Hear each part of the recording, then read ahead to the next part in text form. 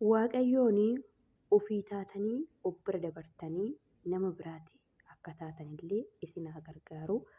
Yoo yaashama harka fuune kabajamtoota daawwattoota koo nageenyi koo kan jaalalaa kan kabajaa bakka jirtanitti isiniif haa ta'u. Jirtuu nagaa keessanii ani nagaa godhaa galannoo waaqayyoof haa ta'u. Har'agaa meeshaa obboleettii tokko qabadhee isiniif dhufe meeshaan ishee xiqqaadha. Sapiraayisii haadhafii fi obboleettii gochuu barbaaddee meeshaa kana na ajajjee jechuudha. Dhugaa waaqayyooti waaqni ofii taatanii ofii of dandeessanii of bira dabartanii nama biraallee akka haadha keessan obbolaa keessan akka taatan isin haa gargaaruun isiniin jedha. Egaa dhugaa dubbachuudhaa fi firaashiin illee jira jechuudha. Firaashiin meetir kaayaan illee kan algaa armee isheetiif kan bittee injira dugda duuba kiyya jira isiniif waraabaa viidiyoo manatti waraaban jira sababni isaa haalli qilleensaa sirrii miti meeshaan kunis na jalaa xuraa'aa waan jedhee yaadefini manumatti waraabaa jira. Egaa jalqabaa erkabooti kana obboleettii isheetii fi erkabootiin kun jechuudha. Erkabootiin kun baadiyyaa keessatti hin tolu magaalaa keessatti jechuudha. Erkabootiin kun faashinii dhufe jechuudha.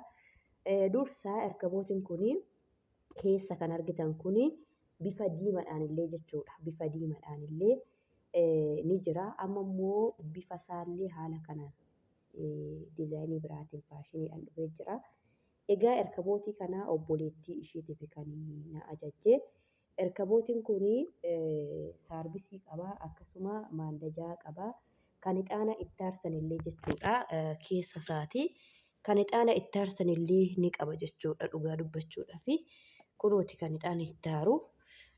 Saarbisii bunaan yookiin bunaanis bishaaniif isin fayyada jechuudha. Saarbisiin kun mastaawutiidha. Saarbisiin kun dhugaa dubbachuudhaa fi baay'ee ulfaata. Bishaaniif isinii ta'an isiniin jedha. Egaa erkabootiin kun kan obboleettii isheeti. Erkabootii kana biratti jechuudha. Minxaafallee bitteef jirti jechuudha. Minxaafa kan erkabootii kana jala buusanii bitteetiin jirti obboleettii isheeti. Waan dhugaa of bira darbitee obboleettii kee haadha kee yaadachuu keetiif waan isii haa eebbisu jenna. Asitti immoo kunis dhugaa dubbachuudhaa fi kanuma haadhafii fi kan obboleettiiti jechuudha. Shunkurtaa akkasuma foon asaakiltii wanta barbaachisaa ta'e marayyuu daaka maashinni kun jechuudha. Hundi keessaniyyuu ni beektu maashina kana waan inni hin daanne hin jiru.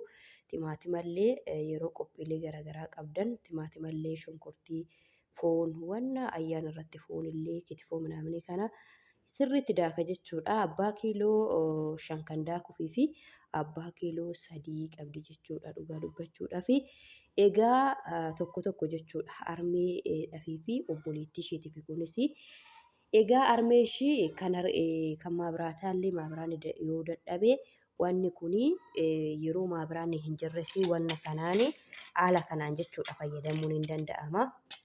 Kanaaf bittee fi kiiloo 3 kan haadha isheetiiti. Ka kiiloo 5 suni obboleettii isheetiif jechuudha maashina kana. Asuma warri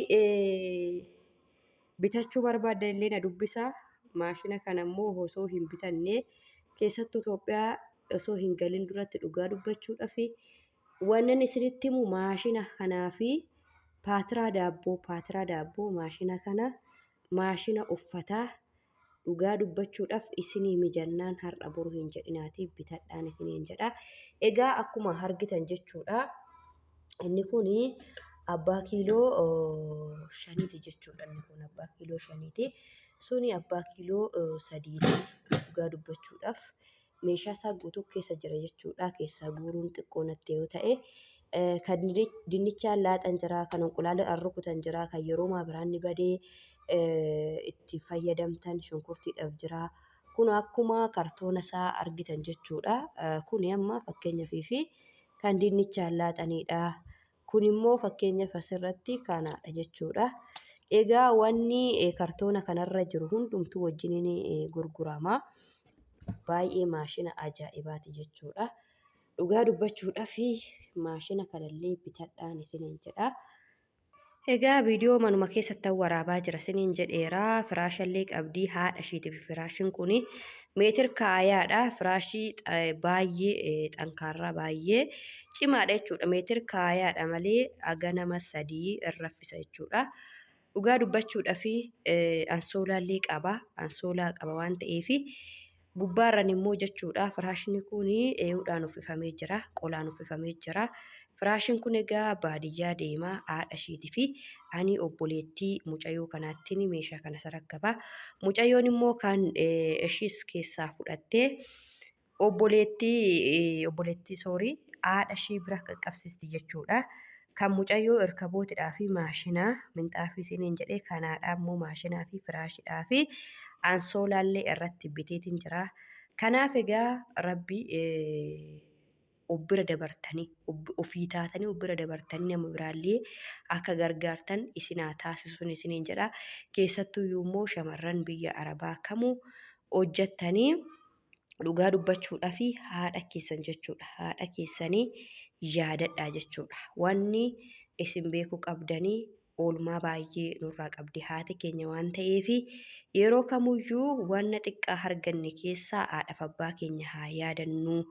Haadhaaf abbaa keessanii baadiyyaa keessa jiranii yeroo isaan du'an boohurra jiraatti gargaaraa bunallee bitaa shonkortallee bitaa fi dhugaa soogiddallee kiiloo tokko bitaa fi baqa yaadadhaa haadhaaf abbaa keessanii jechuudha.